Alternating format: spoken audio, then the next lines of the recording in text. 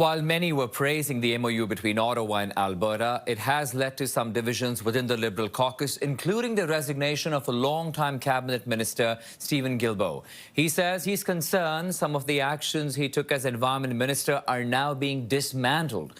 In an interview on CTV Question Period, Environment and Climate Change Minister Julie Dabrusian was asked about her feelings towards the new agreement with Alberta. Cooperation that we have not had before to actually commit to environmental policies like the industrial carbon price and strengthening it, which has been a real point of contention, and also to work towards the clean electricity regulation and having an agreement with a pathway to getting to net zero by 2050 on their electrical grid. So when I look at the MOU as a whole, I think it's a really important step forward in creating a more collaborative way on environmental policy. Dabrusian also insisted in the interview that the federal government is not rolling back its climate policy, despite Guilbeault's comments that several elements of climate action plan have been or are about to be dismantled.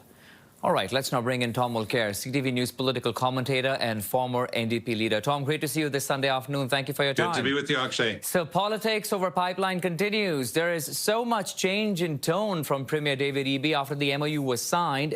Did he ever have a choice over a pipeline project and his jurisdiction, Tom? No, the federal government won the case involving what we just referred to as Kinder Morgan, which is today called Trans Mountain. And the federal government has the overarching ability to push this through. Where Eby made a very good point this week, and anybody who knows Canadian politics knows that he was right. He said, it's interesting, I don't think that the federal government of any color would have ever pushed through a pipeline against the strong, vociferous opposition of the province to Quebec. Why are they doing it to BC? But what I find interesting, especially in the interview that we just heard that he was doing on CTV Question Period, is that Eby's leaving the door open. He said, look, the real issue is the tanker ban for the northern part of the BC coast. It's a very rough area in terms of the tough seas that are up there, very delicate and sensitive ecosystems and habitat. He's trying to protect that. And he also mentions that there seems to be very strong opposition. That was my experience up there as well, because I did visit the area and meet with First Nations leadership, and very strong opposition because an accident on that coast could be disastrous.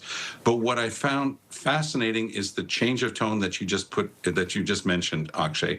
Eby is not slamming the door. He's not having a fit. He wants some of the projects of his own that involve fossil fuels, especially liquefied natural gas, to go through. And he mentions tens of billions of dollars of current projects and tens of billions more.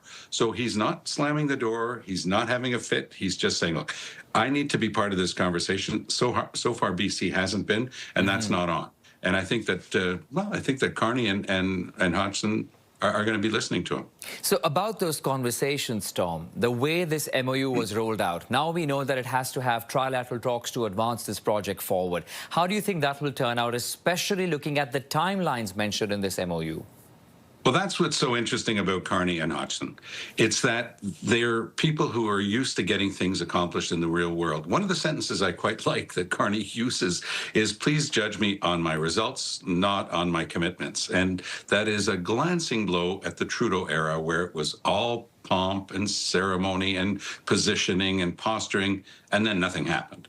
So here he's saying, we're going to get this done. We need to increase Canada's GDP in the wake of the horrific attack and totally unpredictable attack by the United States on our economy. And we've got to fight back with what we've got. And what we've got mostly are natural resources. And they're taking an approach, I think that Danielle Smith deserves congratulations as well. Although the very fact that somebody from out east is congratulating her will probably get her booed again at a meeting. But once you get past that primary level, you realize that there are a couple of adults in the room, and they, with regard to the premierships, and that's Eby and Smith, and they're saying, okay, we're going to talk about this.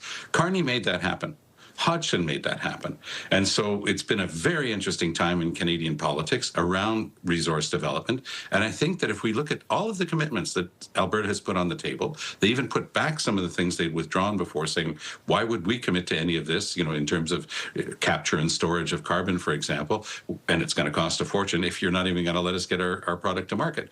That logjam has been broken by two very strong-willed people we saw smiling there, Mark Carney and Danielle Smith. Let's hope that the rest of it can take place respecting the obligation to meet our international obligations.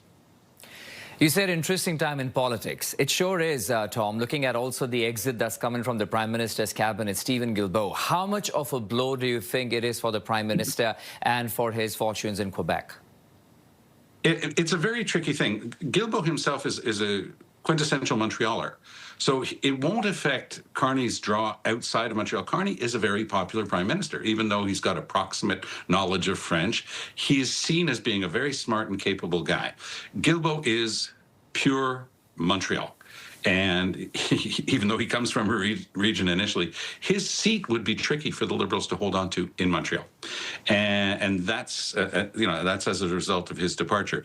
Is he going to stick around? I mean, he's the dream candidate for the leadership of the NDP. And of course, the Greens would dream of having him as a leader as well. I'm not convinced he's going to stick around in politics for very long. He remains a member of parliament. You don't get elected to be a cabinet minister, you get elected to be an MP. And he remains the MP for his area of Montreal. But I'm not sure that those dreams will come true for either of those parties. I think that Guilbeault is his own man. He's a very capable guy. And having gone through this once myself, I quit cabinet when I was the environment minister on a question of principle. And you go through a rough time, but he's going to land on his feet, and I'm sure he's going to go on to do great things. And I wish him nothing but the best. CTV News political commentator, former NDP leader. Always a pleasure, Tom. Thank you so much. Take good care, Akshay.